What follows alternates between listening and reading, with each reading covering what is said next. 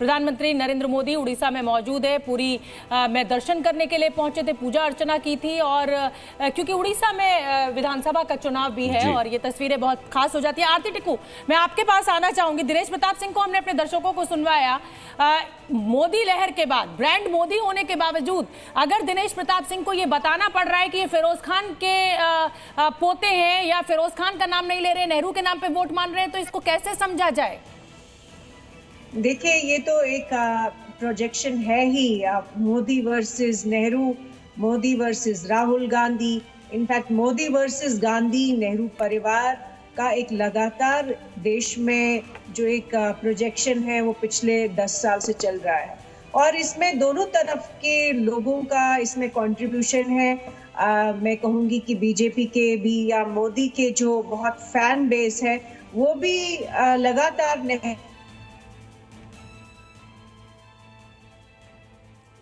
आरती जी की आवाज में भी वो नेहरू के साथ कंपेयर करते हैं, जो कि मुझे लगता है कि सही नहीं है। नेहरू का जमाना अलग था, फिरोज गांधी का जमाना अलग था। अगर आप आज कंपेयर करना ही चाहते हैं तो आप आज बीजेपी के करंट कांग्रेस के साथ कंपेयर कर सकते हैं। आज आप प्राइम मिनिस्टर मोदी को राहुल गांधी के साथ कंपेयर कर सकते हैं, ना कि नेहरू के साथ, ना कि फिरोज गांधी के साथ। ये बहुत ही मुझे लगता है कि ये कंपैरिजन्स गलत है। ये किसी भी तरह से आज की जनता के जो प्रॉब्लम्स है, आज की जनता जिस तरह से वोट देती है या मोदी को अपना बहुत एक तरह से देवता भी मानती है, जो मोदी की फैन बेस है, तो मुझे नहीं लगता है कि ये कंपैरिजन ठीक है। इसमें कोई भी करंट इश्यूज रिलेटेड नहीं है, कनेक्टेड नहीं है। ठीक है आरती जी, लौटेंगे आपके पास। प्रत्युष खरे हमारे साथ अमेठी से मौजूद हैं। प्रत्युष, वहां पर भी मुकाबला दिलचस्प है और दिलचस्प इसलिए भी है क्योंकि अमेठी में किशोरीलाल शर्मा लगातार सक्रिय रहे हैं। कितनी बड़ी चुनौती वो इस बार दे पाएंगे? और प्रत्युष, साथ ही सवाल मैं और जोड़ रही हूँ, जो मैंने यहाँ पर जो स्टूडियो में गेस्ट मौजूद है उनसे भी पूछा था कि प्रियंका गांधी और तमाम कांग्रेस के बड़े दिग्गज नेता जो हैं, अशोक गहलोत वहां पर मौजूद है, क्या कुछ तस्वीर को, जैसे पहले तो कहा जा रहा था कि एक तरफा मुकाबला है, क्या कुछ उस तस्वीर को पलटा है इन कांग्रेस के बड़े नेताओं ने? कुछ मुकाबला जिसे कहा जाए कि कांटे का दिख रहा है या वन साइडेड है अभी? देखिए, अमेठी में इस बार 2-3 चीजें बहुत ही इंपॉर्टेंट फैक्टर्स हैं। पहली बात कि जिस गौरीगंज विधानसभा क्षेत्र के अंदर मैं खड़ा हूं, यहां से राकेश प्रताप सिंह समाजवादी पार्टी के विधायक जो कि बागी हो चुके हैं, जो बीजेपी के पक्ष में प्रचार कर रहे हैं। अमेठी से महाराजी देवी हैं विधायक समाजवादी पार्टी की, वो बागी हो चुकी हैं। जैसे रायबरेली से मनोज पांडे ने बीजेपी का दामन थाम लिया। एक इंपॉर्टेंट रोचक फैक्टर ये। दूसरा ये कि प्रियंका गांधी ने हर बार, आपने सुना होगा, किशोरी लाल के 40 साल, बार बार वो 40 साल कह रही हैं। यानी वो ये बताने की कोशिश कर रही हैं कि जो वर्कर 40 साल से यहाँ पर काम कर रहा है, लोगों के घर घर तक पहुँचता है, उसकी पहुँच कितनी लोगों के बीच में होगी, कनेक्टिविटी कितनी अच्छी होगी, कनेक्शन कितना अच्छा होगा।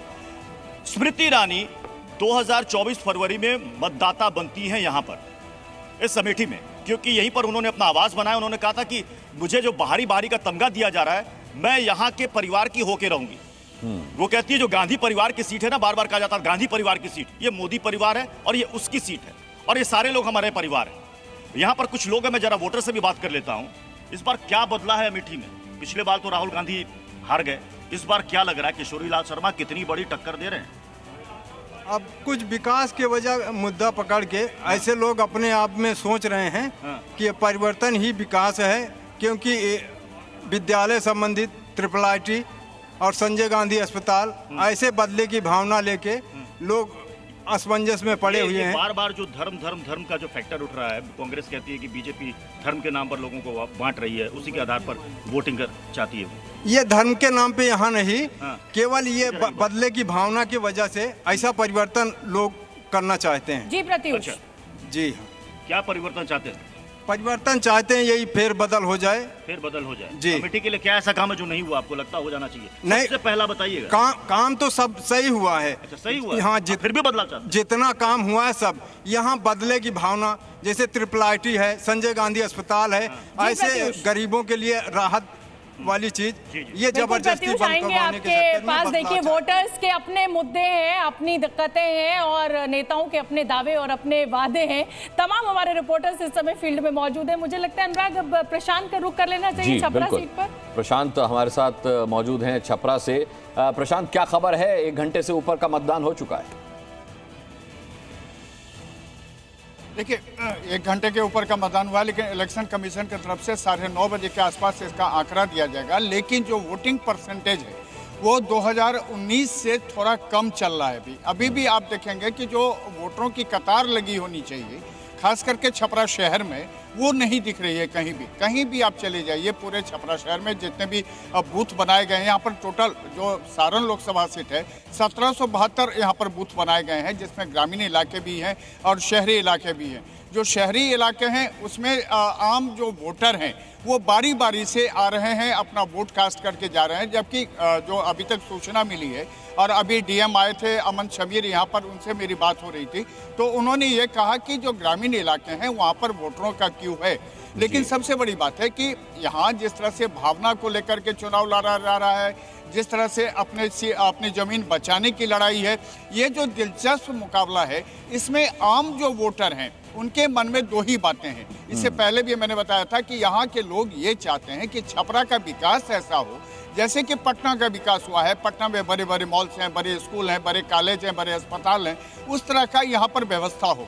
और इसी को लेकर के लगातार जो वोटर हैं, जो बारी बारी से भी आ रहे हैं, उनका यही मत है कि, और उसी को लेकर के वो वोट कर रहे हैं। दूसरी बात यह है कि ये लालू यादव की जमीन रही है, जिस पर कि राजीव प्रताप रूडी ने अपना कब्जा जमा लिया, और उसके बाद से लालू यादव परिवार की तरफ से लगातार ये कोशिश जारी है। पहले राबड़ी देवी 2014 में चुनाव लड़ी यहाँ से, 2019 में चंद्रिका राय को लड़ाया गया, और आज भी रोहिणी यादव पटना आई थी तो मैंने देखा भी कि लालू परिवार ने पूरी ताकत लगा रखी है सारण सीट के लिए। और क्यों ना लगाए भाई, उनकी खुद की परिवार की बेटी वहां से खड़ी हुई है, लेकिन राजीव प्रताप रूडी भी वहां से ताल ठोक रहे हैं और कड़ी टक्कर दे रहे हैं। मुकाबला सारण सीट पर भी बहुत दिलचस्प है। आऊंगी प्रशांत आपके पास, लेकिन अब हमें प्रधानमंत्री नरेंद्र मोदी क्योंकि पहुंचे हुए हैं उरी में, और 4 दिन पहले जब प्रधानमंत्री उत्तर प्रदेश के प्रतापगढ़ में थे तो वहां उन्होंने राहुल गांधी की खटाखट योजनाएं लागू करने वाले बयान पर तंज कसते हुए रायबरेली से उनके हार की भविष्यवाणी भी की थी। और अनुराग, अब ये खटाखट चाहे मोदी हो और चाहे राहुल हो, बोल रहे हैं अब वोटर जो है वो खटाखट वोट देकर क्या कहना चाहता है, सुन लेते हैं एक बार पहले। अरे कोई इनके दिमाग को भी जरा बता दो कि अब रायबरेली की जनता भी खटाखट भेजेगी घर। अमेठी से गए, रायबरेली से भी जाएंगे।